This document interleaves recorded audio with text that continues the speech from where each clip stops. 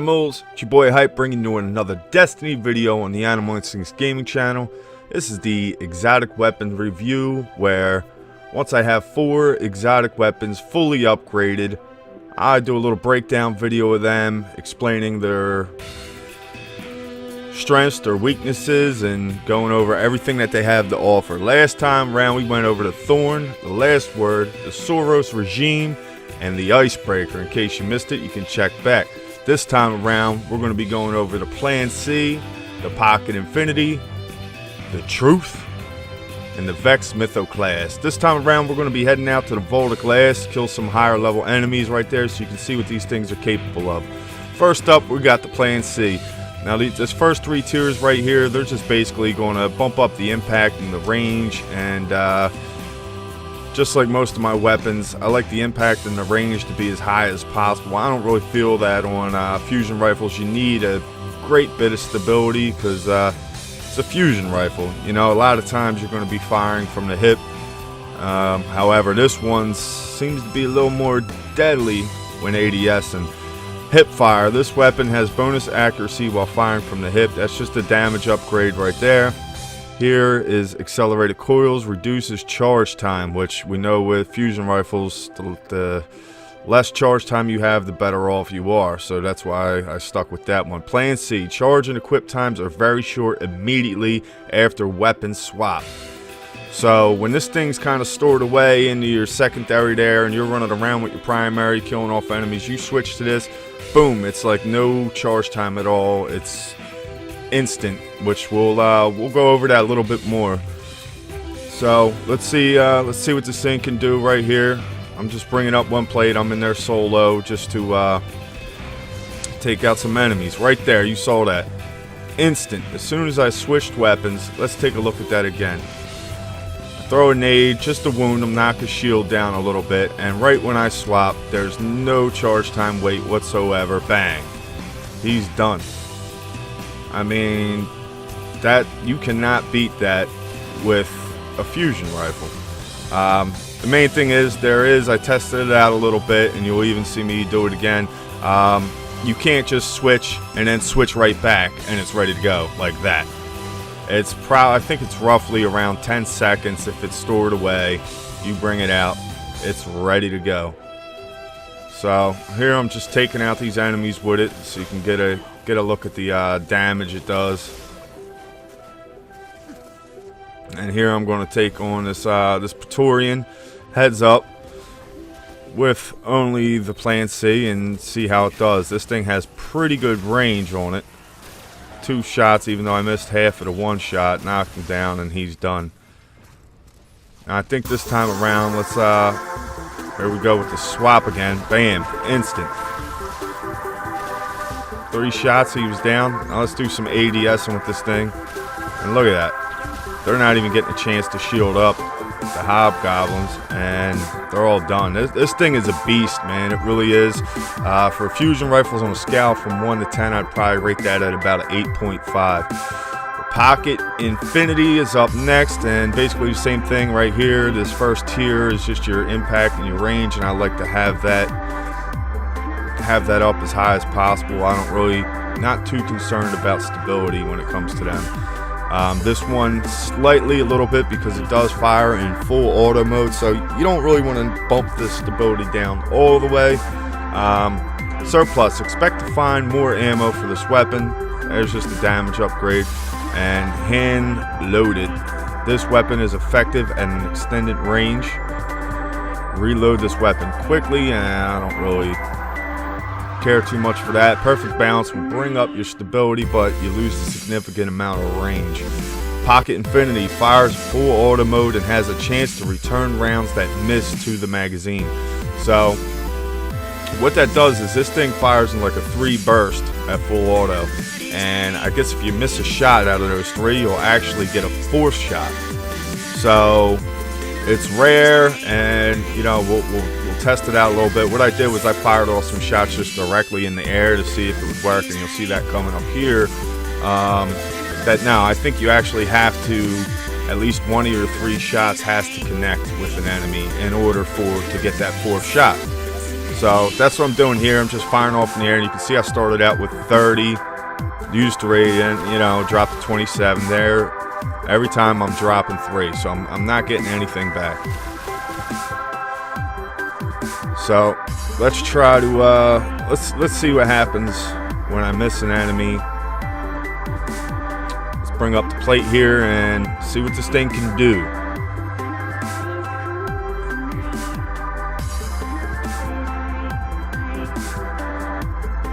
Alright, so right here we got some enemies spawning in, and we're going over, firing at them. And you can see that, in my opinion, that this Pocket Infinity isn't really that good of a fusion rifle. It's very good for like taking out a single enemy. Let's run this back and just take a look in slow motion and just see what happened there. See if we got an extra round, which I believe we did, and I believe it was this first guy right here. So here we go, slow motion. Yeah, I think right there we got all 4 shots, even though he shielded up, so it was basically a waste of a shot. But you can see, unless these enemies are in like a straight line with that burst fire, it's only really good for taking out an enemy. I would imagine this thing's a beast in Crucible because you're just bursting a 3 burst into one enemy, one guardian, and more than likely it's going to kill him. I heard that before patch this gun was where it was at, but you know, unfortunately I didn't get a chance to utilize it before patch, so this is what we're left with. I do think it's still a good fusion rifle.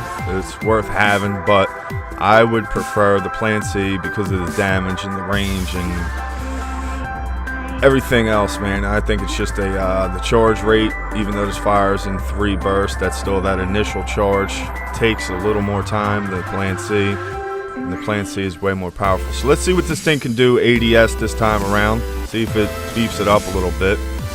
And you can still see I'm not really able to take out more than 1 enemy at a time, and part of that could be, you know, I'm not really a fusion rifle player, so I would rate this on a scale from 1 to 10 based on fusion rifles and other ones that I've used. I would put this at around a 7.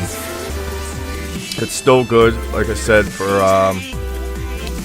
basically taking out a single enemy, unless he's this powerful as Praetorian is. He's a level 26, and you'll pretty much take him right out. Alright, so moving on here, we have the Truth rocket launcher, and this rocket launcher is a beast, and I'm going to go over later in the video where I found them all and how to get them and things like that. But right now we're just going to keep it rolling. All these are basically the same thing as that. Grenades and horseshoes. Rockets from this weapon will detonate early based on proximity to targets. Now that can be very useful, and it also can be a waste. Well, I'll talk to that in a minute. That first tier is just your blast and velocity, radius, and that's basically like my impact and range. I like to have the blast and velocity up as high as possible. I feel it does the most damage.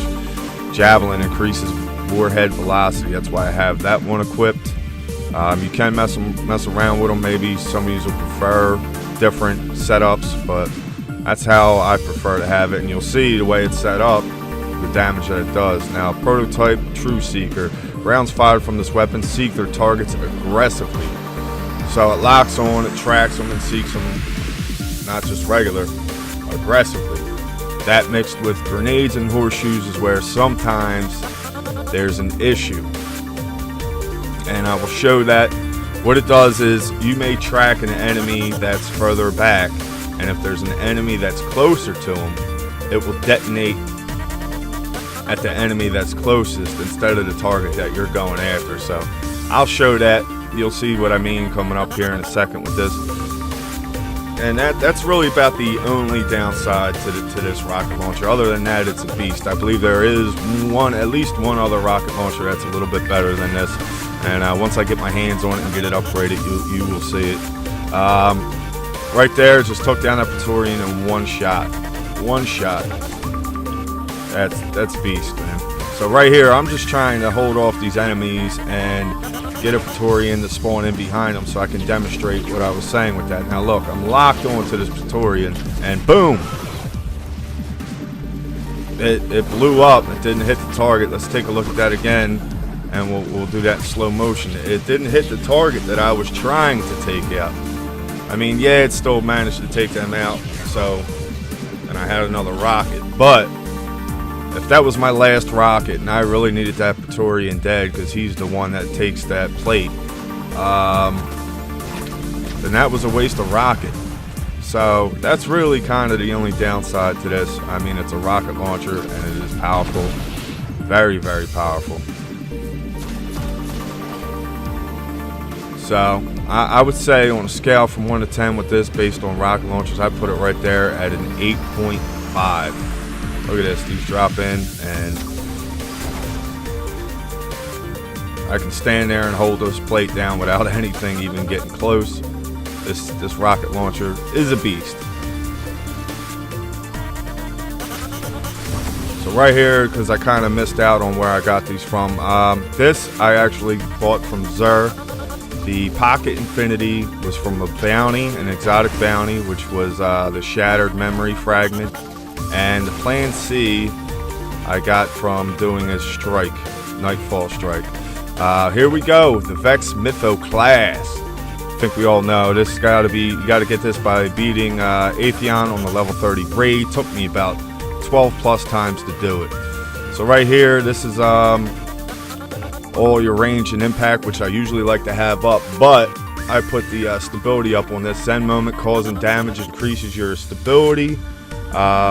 This thing, without any of that, it does have a good bit of recoil.